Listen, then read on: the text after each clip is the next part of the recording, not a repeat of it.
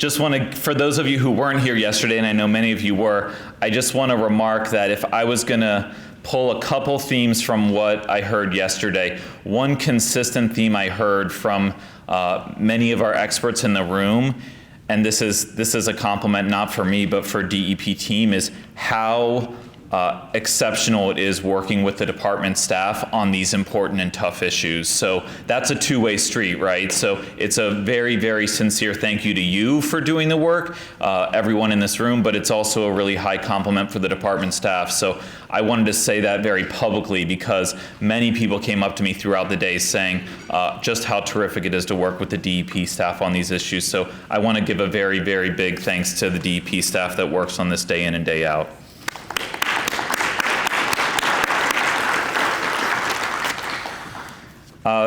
So I want to also acknowledge that we are joined today by policymakers, by county administrators, by environmental experts, and by building and energy professionals.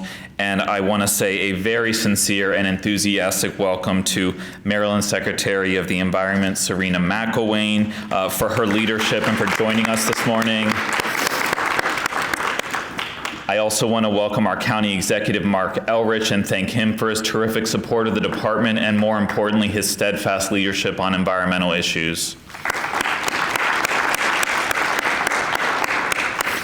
I also want to take a minute to welcome the Department of Environmental Protection's new Deputy Director, Jeff Seltzer. Jeff's here in the room as well and comes to Montgomery County with decades of experience, most recently with DC government. So we are just thrilled that he's bringing his many years of experience here to Montgomery County. Welcome, Jeff.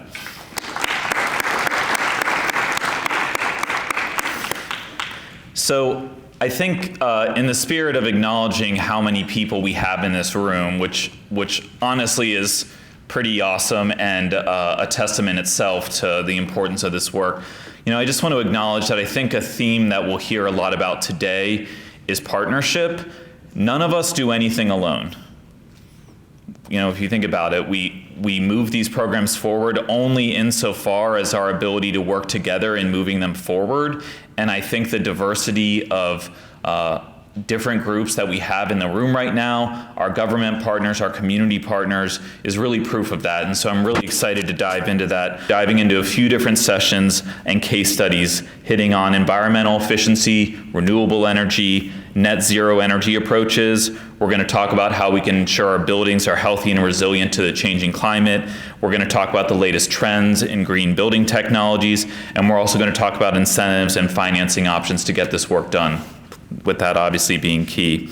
We're also going to tackle some topics, affectionately BEPS, Building Energy Performance Standards. I know that many of you all are working day in and day out on compliance with BEPS, and so we're going to talk about that program. We're going to talk about the cutting edge services provided by the Montgomery County Green Bank, who's here in the room and also has a table in Innovation Alley, and also how to navigate available opportunities that are at the state and the federal levels.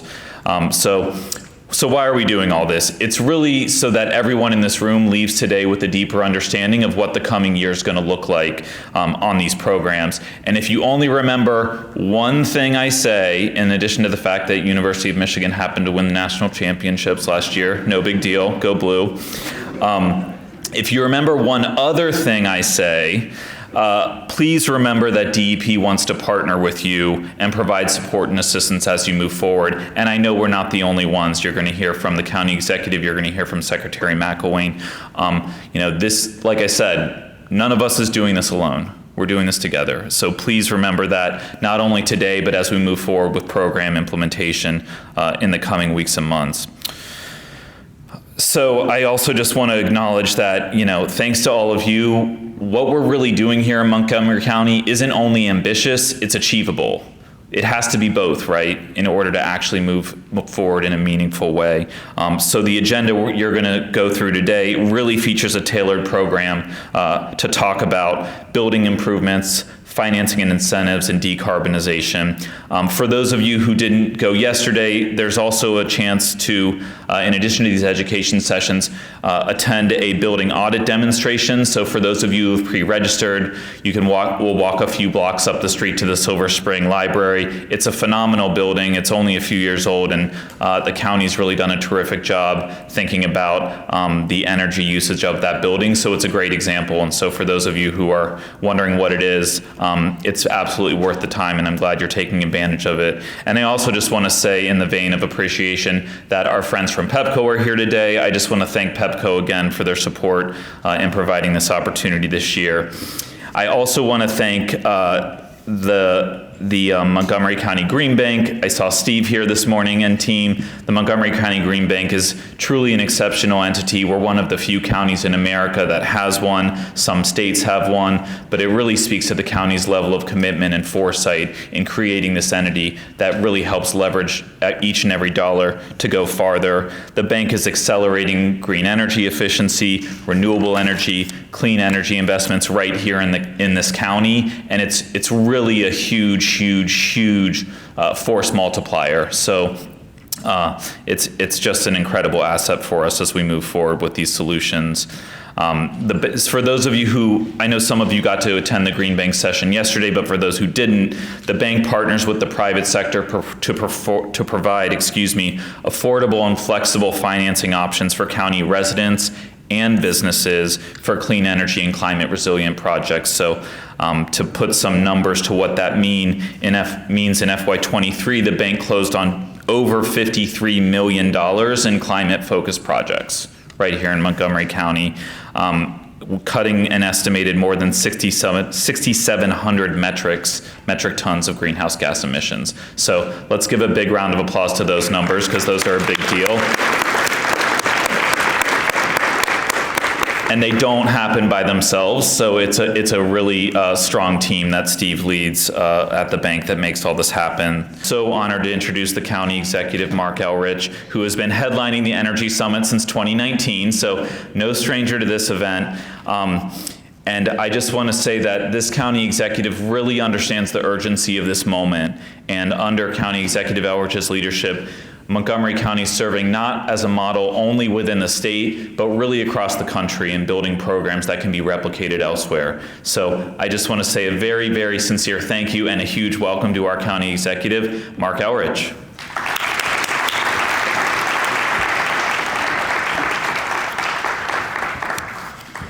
So I'm really happy to be here today. I have modified my attire. I figure I have the proper shirt on this level for being in a business meeting, but I also wanted to wear this because I've been involved in climate change protests and actions for a very long time. First Earth Day, it goes back a while. And I think it's important because, we're in this mess today because people didn't listen. And I had always thought not listening began a little bit more recently, but then I found there was an article about a Bell Labs TV show that was on network TV in 1958. And they talked about the threat of climate change from greenhouse gases. And I'm thinking, 1958, so that's what, 66 years of ignoring stuff? It's a long time. I think it's really hard to ignore things that are in front of your face for that long, but apparently it's possible to do. And I think, where we are now, we started down this path in 2017, and we made a decision we were going to have a climate action plan. There were a few of us on the council who picked a very aggressive date. Not everybody wanted to go to 2035. And I can honestly say we picked 2035. We had no idea how exactly we would get to 2035, but we knew that the science was changing, and so what was possible in 2017 wasn't going to define what was possible in the future. And we also knew if we set an easily achievable goal that we would achieve the goal, we'd have a celebration, and then we'd wait for another group to come along and say, this really wasn't enough, we need to do more. And we didn't want to do that. And I would rather set a goal that is unachievable and get as close to it as humanly possible than set an achievable goal and then say, well, mission accomplished, because until we really get to zero, we really haven't accomplished our mission. So I would say that, over the years, I feel like we're living in the best of times and the worst of times. On the one hand, The news gets worse pretty much every day. And it's kind of astounding. I mean, you cannot look at, whether it's the Greenland Glacier or the Arctic or the Antarctic or record March was, the 10th month in a row with record heat. You can't look at that and not be alarmed, I think. I just don't know how it's possible to ignore what is plainly in front of us. And it's been a struggle. You saw that in the Maryland legislature this year when things disappeared overnight. That was kind of disappointing. We struggle to fund things. I've had things in my budget that got taken out that I didn't think should have been taken out. I don't know how people can say we can't afford to fight climate change because we sure as hell can't afford to deal with climate change. It is going to be stunningly expensive. And as we're looking at our stormwater issues right now, we're looking at billions of dollars to replace pipes in order to have pipes that are big enough to handle the storm sizes that we're going to have in Montgomery County, or people deal with flooding. And I suspect that flooding is not a good alternative, so we're going to have to fix this. I think my biggest regret in all this is really the failure of the political system to put the bill in the hands of people who actually created this problem. To allow, when you know that Exxon knew and their scientists told them what was going to happen, and then Exxon spent hundreds of millions of dollars on commercials and advertising to convince people that climate change was a hoax. And then we arrive here and Exxon's got no liability for what they did. None of these companies have any liability for what they did. And that means it lands on us. And I don't take this on because I'm excited about spending all this money. I take it on because it's something we have to do. But it really shouldn't be us in this alone, and there needs to be at some point enough political will to bring the corporate polluters and the people who benefited from leading us down this merry road, to bring them to justice and make them pay for, at least help us get out from under all this. And obviously, I wore this shirt for a reason. This idea that science is some kind of liberal conspiracy is really infecting society. This lack of belief in science, which is, I'd say, more unique to the United States than the rest of the world, though apparently it's spreading in Europe as well. Not believing what you see or what you can see is really distressing. I mean, you cannot advance a society if you're not willing to confront the truth and think about what do you do with the truth and how do you find solutions to the problems. I mean, I understand that it's daunting and people might want to throw up their hands, but the fact is the good things that have happened over the last few years are actually meaningful.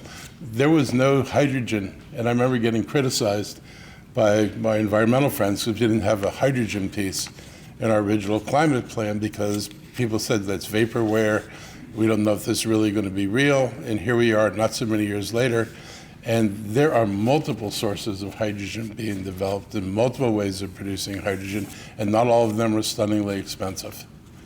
And so something that just 5 and 6 years ago seemed like, when's that going to happen, is now something that's getting closer to reality. And I think those are the kinds of things that are really, really encouraging. There will be a new generation of solar panels. They'll use Perxivite, and it'll yield higher yields of solar energy. It'll lower costs than current panels. There's lots of stuff that's happening in the right direction, but we're still dealing with this major mess that faces us. And I'll say, personally, this Monday, an electrician is going to come to my house and add two 240 lines, one for an electric hybrid water heater. My water heater is only 6 years old, but I'm going to get rid of it. And it's going to take out my stove, and it's going to put in an induction stove in the kitchen. So, and then later this year, I probably go to a hybrid heat pump heating system for the house, because the stuff's all out there now. And thanks to the federal and state programs, all this stuff is much more affordable than it would have been before. So we can do this work, and I'm just really excited about being in a county where we can do this work. I want to thank John and Sarah, who I'm going to introduce later. You've provided great leadership for us, and with strong direction in the departments and a commitment to getting this work done, we are really moving down the path. And I see the Rabia, Rabia works in the building sector. He's our permitting director, and his ability to get the department to be flexible and to rewrite things and put us in a position to move forward is really important for us. I just wanted to also appreciate so many people in this county who've been the champions of this. This climate plan was put together with hundreds of citizens. Fortunately, because of the Trump years, people in the EPA didn't have anything to do. And so we had EPA volunteers working for us because there was really nothing to do at the federal level back then. Now there's stuff to do again. We don't have that source to tap on, but when we needed it, we had it.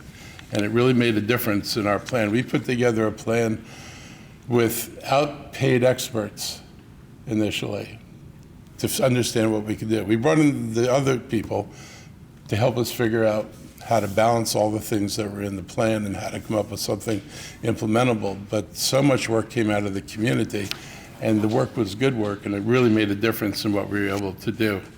So there's some, I think, important things happening now. We've adopted the green building codes, and we've issued the BEPS regulations, building energy performance. We're hoping the council doesn't water it down too much, because if you don't clean up the built environment, there is no achieving any climate goals. And I'll say this now, and I've said this over and over again. The government can do everything it can do. We will not solve this problem if individuals do not take individual action. If you don't get an electric car, if you don't switch your appliances from gas to electric, if you don't do that stuff, we don't get there. And sometimes people think, well, the government's going to solve this. This is one of those things that everybody has to solve. It's not solvable by the government by itself. We can help with funding. We're helping with funding. We're going to continue to help with funding. As John said, there's an enormous amount of money coming from the feds, and you said we may get millions. I want to just we'll get tens of millions out of this grant. It's just a question of how many tens of millions. But that money is going to go right back into the community. It's going to create jobs, and it's going to help us knock down the amount of greenhouse gases that we create here in the county. The Green Bank has already provided energy savings to 2,500 households, and estimated they created about 500 jobs. Nearly 61% of the Green Bank's portfolio is invested in low and moderate income and equitable emphasis area communities. And just so you understand, that's important to us, because we could green a bunch of buildings, and if the owners have to eat the entire cost, there are a bunch of tenants who won't be living there anymore. And we know who they are. They're in the older buildings. They have the oldest systems. Maybe it's a good time to replace them, so the investments make some sense. But without being aware of what we're doing, we could wind up displacing people in the county at a serious level. And we're conscious about that, and we're going to make sure that we don't do it.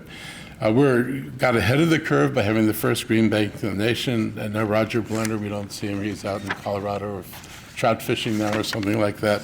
But Roger was a big driver behind getting the Green Bank, and that, I think, really put us out in front for many things.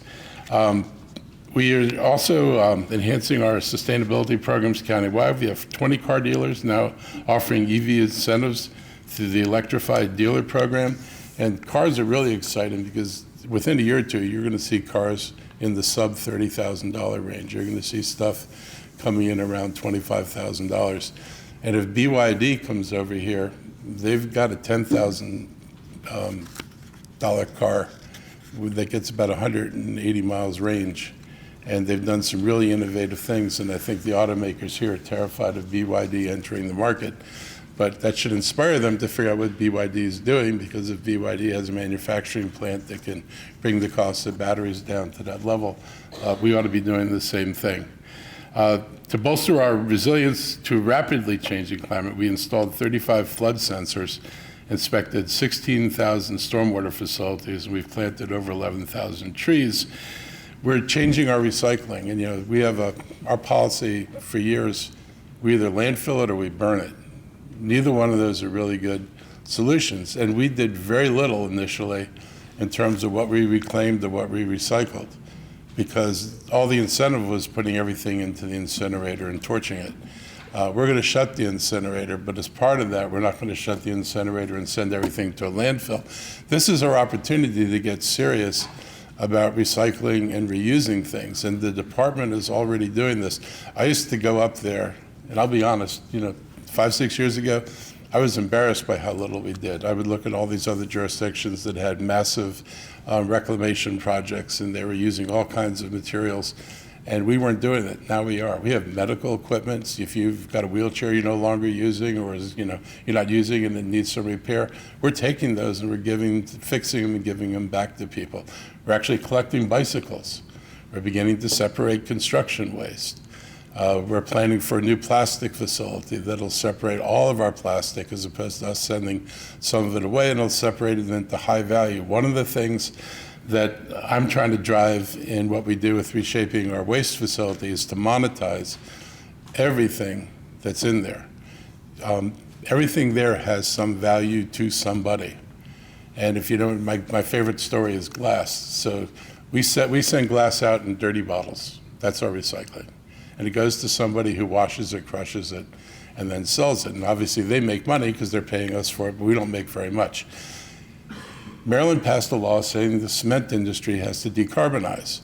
It turns out that one of the most efficient ways for the cement industry to decarbonize is to introduce glass. And now we'll get even more nerdy. So if you get the glass, if you break it into particles about a quarter inch or so, it can substitute for the aggregate that they buy and put into the cement. If you powder it, it becomes pozzoli, which is the thing you actually make cement from. And then the fun part is it's actually stronger than regular sand-based cement because sand is round and it has a tendency to slip even when it dries. Glass is jagged, and jagged pieces tend to interlock with each other, so it actually has greater strength than a typical sand cement. And we got a ton of glass. We have many tons of glass. And so we're looking for ways to actually grind or shatter our glass and turn it into a product that we can monetize. We can do this same thing with food. We'll do a digester, we'll yield methane off a digester. Methane can power buses in the interim until hydrogen comes along. We can use methane to spin out electricity. I was in a place in California. One of them used the methane to directly spin a turbine and send electricity into the grid. The other one used the methane to replace their entire trash fleet with natural gas trucks, and then the methane from the digester fuels the natural gas trucks and saving them buying a lot of natural gas or oil or diesel to run those trucks. So I think that's a pretty exciting place for us to be, and I'm very excited about the work we're going to do up there. I'm excited about our ability to start providing tax credits to people, and it's in this budget, about $365 million is going to support our efforts to combat climate change. Some of it is, stuff we normally do, but it's being done in a way where it's much more sensitive to how we deal with the environment. We've got energy efficient building property tax credits and a commercial property assessed clean energy called CPACE. I would kill to get residential PACE. Residential PACE would allow a homeowner to finance the cost of solar installation on their tax bill. And this is blocked by one force and one force only, the banks. The banks will let you buy a car for $60,000, let you take a second loan on your house, will not let you take a CPACE loan or an RPACE loan to put solar panels on your roof. How an industry can be that backward and let you go into massive debt on your credit cards, but somehow have a problem about whether you want to finance this. And this is a big deal for homeowners because it would be a tiny bit on your annual bill, and it would let you pay for this over 10 to 20 years, as opposed to trying to figure out the money on the beginning and put together all these other incentives. And at some point, the banking industry is going to have to crack and give it on this one, because this is too big for us to walk away from and not be able to use it. I get in this 2-minute warning. I feel like I'm in a football game. I want to thank the Maryland Energy Administration and Maryland Clean Energy Center for providing financing options for some of this work, like the commercial energy efficiency tech. I want to thank the Secretary for being here today. You did great work, and you led a really great effort at the state level, and I know a lot of us were disappointed by what happened in the middle of the night. But hopefully we're back again next year stronger and more determined than ever. And I think people have to, at some point, have to be political consequences for things people do. I mean, as a community organizer, if you're not talking about how you tie people's actions to how you vote, then you're not organizing. And you're also not as effective as you might otherwise be. So I encourage people to, get active, be involved, push us. I'm a former activist, still am an activist, so who am I kidding? So things change because people push. And we don't want people to be uncomfortable about pushing. We may not be able to do everything, but if there's not a constant nudge from the bottom, this doesn't get done. And we really need to build a push for the bottom in this county. You cannot do this top-led only. Top-led only goes so far. It has to be at the community level. There have to be people in the community saying, this is where we want this county to go, this is where we want this country to go. If we can do that and do more of it, I think we'll have even stronger program than we have now. So I'm going to stop there, and I'm going to introduce somebody. I'm going to introduce Sarah Kogel-Smucker. Thank you, Sarah. And Sarah, we stole from the DC government. And she's in charge of implementing our climate action plan, and I brought Sarah here in September. I was really excited about what she had done in DC, but also really excited about her enthusiasm for wanting to work here. It is good to have people who want to be part of a mission. Some people are looking for a job, they think they got the qualifications and it's a job. Some people are on a mission to make a difference, and they're looking for jobs where they feel that they can make a difference and move the needle forward. And I'm so happy to have you here. And this is your first of what I hope will be many energy summits. So if you give her a nice warm welcome.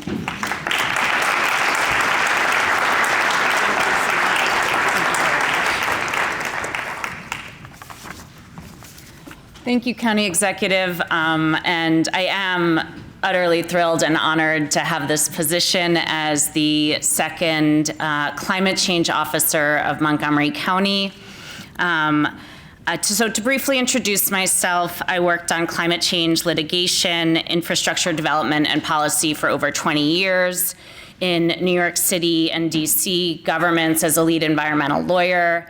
I started working on climate issues as a college student activist, and have been amazed to be able to make a career of working on something that I think is important, but also brings me to work with amazing people like all of you. So I'm honored to be here and have the chance to speak to you.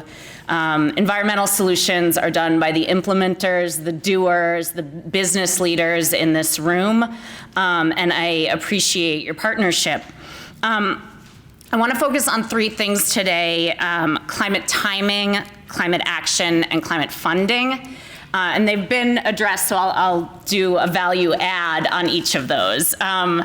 So as many of you know, the county has nation-leading goals of reducing greenhouse gas emissions, climate change pollution, 80% by 2027 and 100% by 2035. That's soon. The climate timing of that is soon, but as Director Monger and the county executive spoke to, it's necessary. Scientists are sounding the red alert on climate change. Some of these were mentioned before, but to mention one, over 90% of ocean waters experienced heat wave conditions at least once in 2023. Arctic sea ice retreated to its lowest level ever. The predictions have been around for a long time, and they are here, and they're happening, and they are driving the timing that we need to follow.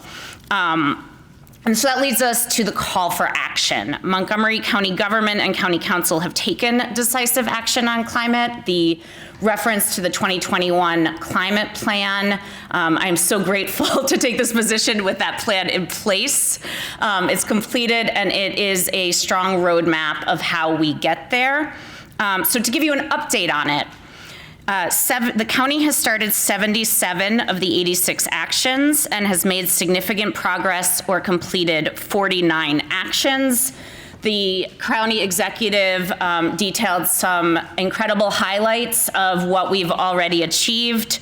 To add two, we have 14 electric buses in operation and a contract to purchase 100 electric vehicles over the next 3 years. Our Brookville solar-powered battery backup microgrid electric bus charging depot has the capacity to charge 70 buses. So the climate plan has had a running start, And kudos to so many people in this room for contributing to that momentum. And that leads me to climate funding, because Montgomery County has put its money where its mouth is on climate spending. The county executive referenced the investments we've made thus far and the proposed fiscal year 25 operating budget.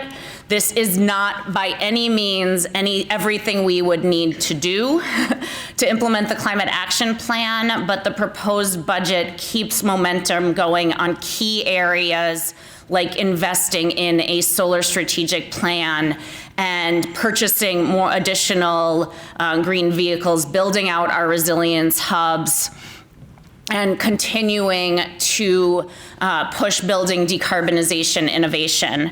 And so hopefully we see the momentum going and the budget the climate budget adopted in full. But as has been referenced by Director Monger and the county executive, we need way more funds than can come from the county, businesses, residents alone. The federal funding is the opportunity, and that has been emphasized, and I underscore it. And so I want to add that it's not only an opportunity to accelerate the momentum of implementing our climate plan. The federal funding, by design, is an opportunity to make sure that we do this justly and that we bring everyone along. The tax incentives, the grant structure, the funding is by design focused on directing funds to underserved areas. And even in a very lucky and prosperous county like this, we have underserved areas where we need to direct those funds, and to tie a lot of this development to workforce development. So we are creating the good green jobs needed to implement this and to have a more just energy and building economy. And so that gives us an opportunity not only for greenhouse gas reduction, but for the environmental justice and workforce development that is inextricably linked to success here. So I'm happy to say that we are well poised to seek those funds. That was a really big focus when I started this position around 7 months ago, was to make sure that the county was set up and well poised to take this narrow window of opportunity and pursue as much federal funding as possible. In fiscal year 24, before I started, 2 positions at DEP were added to seek climate grant funds, and to the county executive's tremendous credit, we've now repurposed 1.5 positions in the near term to help coordinate. It will take work of a lot of department staff who already have a full workload, but now we have that resources to coordinate and focus on and seek, and that is critically important.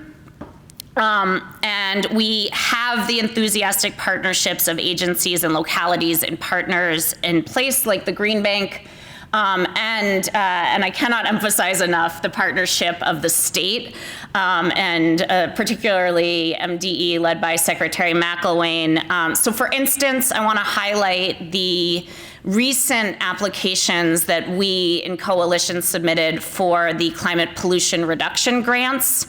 This is a 2-part grant at EPA where they have regions develop priority climate action plans, and we were heavily involved in our regional one through Metropolitan Washington Council of Governments. But then submit competitive application for implementation of these grants in Coalition. And EPA is going to give out $4.6 billion in all in one fell swoop.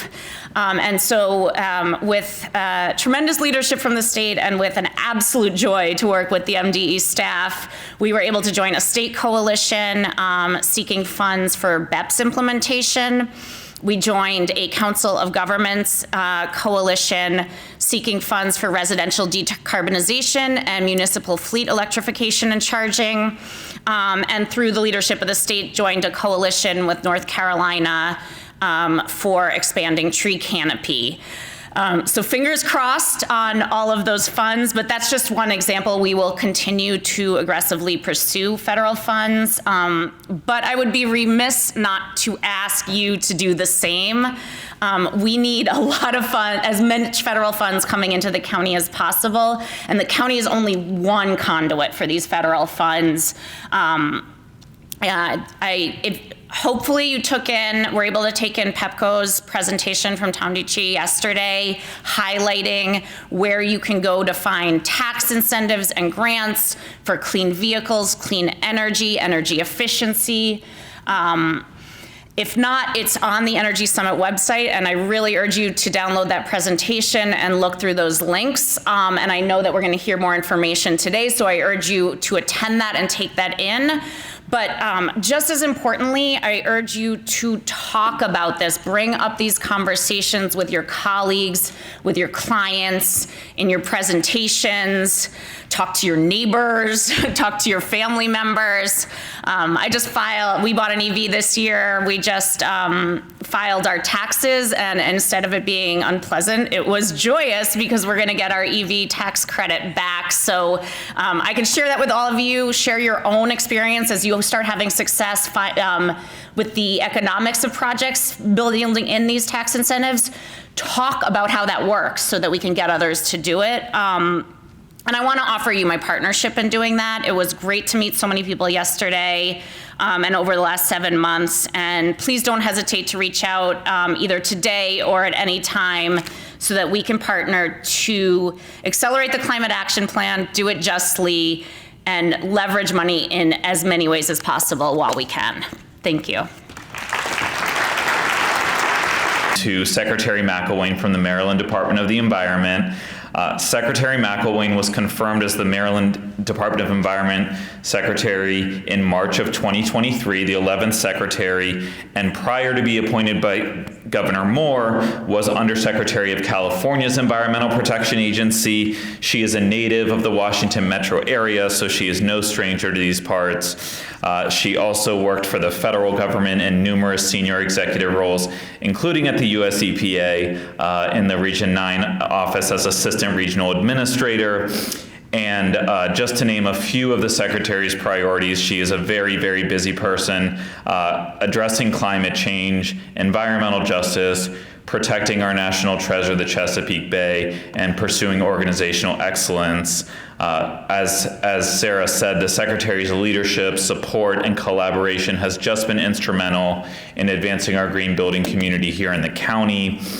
Under the Secretary's leadership, Maryland is really setting an example, and not just in the region, but nationwide, for how economic development, affordable housing, environmental stewardship not only coexist, but together thrive. And I also want to note this has been an extraordinary few weeks here in the state. Under the Secretary's leadership, MDE is playing a critical role supporting the response to the collapse of the Key Bridge and has been joining those teams working around the clock. So these are not ordinary times. Lucky for us, we have an extraordinary leader in the state who's just a wonderful partner, and I'm so thrilled to welcome Secretary McIlwain.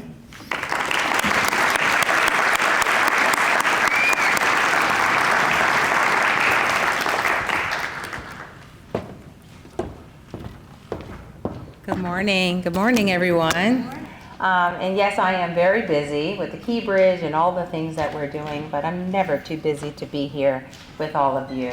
It was my thrill, personally, I was thrilled to accept the invitation to be here. So thank you for having me in advance. And John, I want to personally thank you and the county executive for inviting me to be a part of this summit. I also want to thank all of you for being on the cutting edge of electrification and caring so much about creating a better world for the next generation, for our families and our friends. It's so important. So it was only about 7 years ago when I was working at the United States EPA, and I heard the news that the president would roll back most of our federal regulations. It was a gloomy building of sad people. Employees who had dedicated their entire life and career was just hurt and upset. And some of these employees literally were there over 40 years. And so I was depressed too. So much so that I resigned after 31 years in the federal government. And I moved on to state government. And that's when my eyes were open. I realized the power, the autonomy, and the responsibility of states and local governments. And it became very clear to me that states and local governments need to actually lead the climate agenda. And when the administration reversed those climate federal laws and regulations, what I saw were all the states and local governments get stronger and more determined to fight for our climate crisis that we are in and remain in today. And I am so happy to be in front of you today as a state regulator, leading Maryland to becoming the first state to meet the most aggressive climate goals in the nation. And after only 5 months of me being into my new job, my agency produced the Maryland Climate Pathways Report that outlined the steps that are necessary to meet our climate goals. And 6 months after that, we issued the Climate Pollution Reduction Plan that focused on 3 goals: to reduce greenhouse gas reduction by 60% by 2031, which are the 2006 levels, to achieve 100% green energy by 2035, and achieve net zero by 2045. And we also focus that report on 8 sectors, but today I'm only going to be talking about the transportation and building sector. Because now more than ever before, we need to focus our attention on electrifying Maryland. And not just because of the obvious reasons, like it's good for the planet. We need to, of course, reduce greenhouse gas emissions so that we can stop the advance of global warming, or because we can save so much money on our energy bills. But it's also because we need to improve indoor air quality and safety for everyone, especially those people and citizens who need it most because they don't have control over their situations. And this is why our climate goals are so important, because we need to think about the people who are historically left behind as we're making these big transitions. But we can't do that anymore. I realize that making this green transition will not be easy for anyone, not for businesses, not for industry, not for consumers. It is not easy because there is a big financial commitment needed to make all of these changes. And there is also a need for all of us to do the unthinkable: change. Change is hard for all of us. Telling everybody or anyone that you need to convert your gas engine to an all-electric one is truly hard to accept. We know that it's true because in Maryland, there are 6 million cars on the road, and only 100,000 of them are electric. That's only 1.5%. That's not a lot. And we've been doing a lot. We've been putting a lot of money in it. So it's just hard to get that change going. And then to tell everyone that, hey, we need to convert buildings to all electric. Well, that's hard too, because we're used to being and living and doing a certain way. So there's a lot of fear There's a lot of uncertainty, but I need everyone to know that you will not be left behind in this transition. It is going to take a true, solid partnership between the state, federal, and local governments in order to make this transition happen. And if by chance the federal government fails us again, we need to stick together to fight climate change for our citizens, our consumers, and customers. And our governor, Governor Wes Moore, he is truly committed to being partners with all of you, and so am I. And he's committed to making sure that no one, that means no one, is left behind. So that means, even though I've heard this before, we and I am not in the business of putting businesses out of business. That is not what we're doing. The opposite is true. We want to create green jobs and retrain the workforce to be prepared for this new wave of green jobs that will be created. That's right, going from dirty to clean energy creates 27,000 jobs in Maryland. It's never ever been a win-lose situation where businesses lose and the environmental protection strategy wins. It's a win-win scenario. That's what we're going for. And I also want to give you an example of the governor's commitment.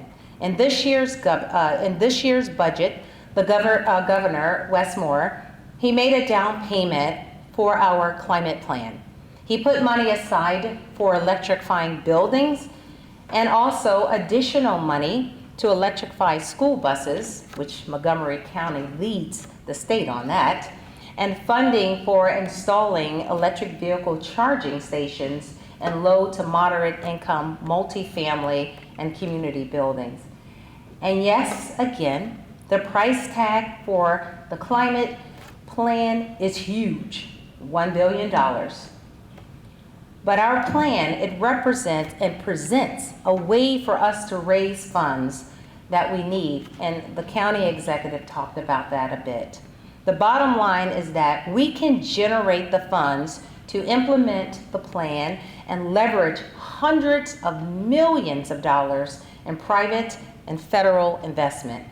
We have already seen this effect with the Federal Inflation Reduction Act and also the bipartisan infrastructure law. But in addition to finding creative solutions to fund the transition, we also need to start educating and incentivizing consumers to switch from fuel-burning products, including vehicles and heating systems, to efficient electric products.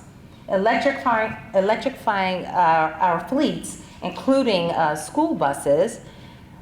Just imagine a world where freight trucks are electric. They're already building this technology here in Maryland. So it's happening now. We are really making progress, even if you don't see it.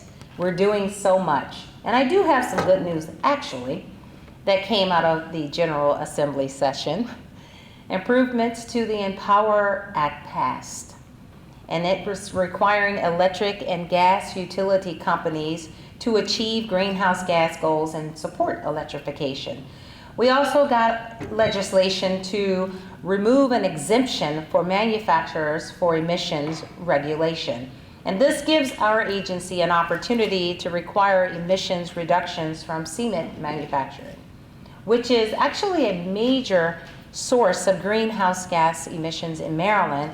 And also, that industry is already moving toward cleaner operations anyway, so that's all good news. Our state law requires us to achieve 20% reduction in direct emissions by 2030 and net zero direct emissions by 2040. This is not new to Montgomery County. You already have BEPS regulations. And while the law directs MDE to set energy use intensity standards, the newly passed bill, budget bill amendment, it might delay the establishment of those standards But believe me, we will stay on track. And we also understand the importance of proposing standards that are consistent with the counties, because we need to make sure that we are providing the certainty to the business community.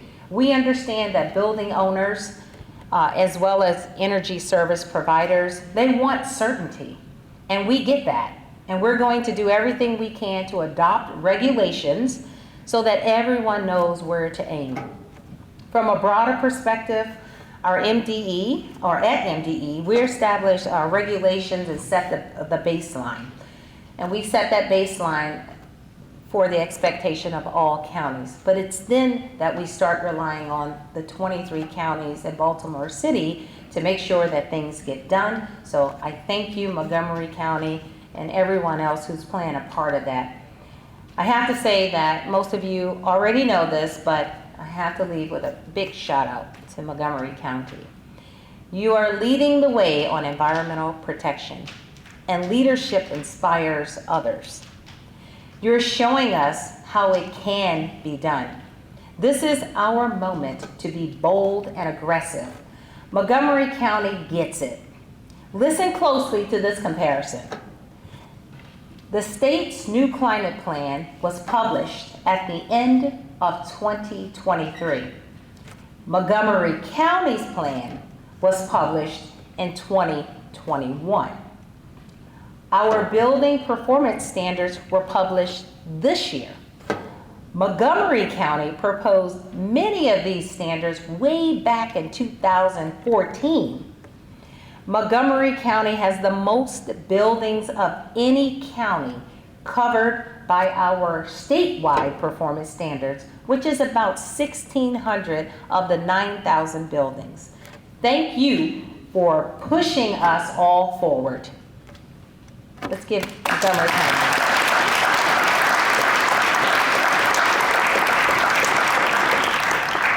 And I'll leave you with this. Please do remember the progress that we are making and why change is so important. Do you remember when depletion of the ozone layer was a big global problem that needed a solution? Do you remember that? The ozone layer is not a problem like it was back then. That's called progress. Acid rain, same story. Acid rain really isn't a big problem anymore. Closer to home, Maryland, this great state, we used to have the worst air quality east of the Mississippi. But last year, we celebrated meeting all of the national air quality standards in every part of the state. And that was the first time since the U.S. Clean Air Act was passed. Now, of course, the fires in Canada came and messed us up, right, with the air quality, but we're trying to change that now. But the point is progress. And as the county executive has said before, we have to keep pushing forward no matter what opposition stands in our way. We have to do the right thing. So I'll leave you with my commitment. We will continue. Here's my commitment to all of you. We will continue to work closely together to reduce the upfront cost of electrification projects in commercial, multifamily, institutional, and other types of buildings. You will not be left behind in this green transition. I am here with you. We will be partners. Thank you.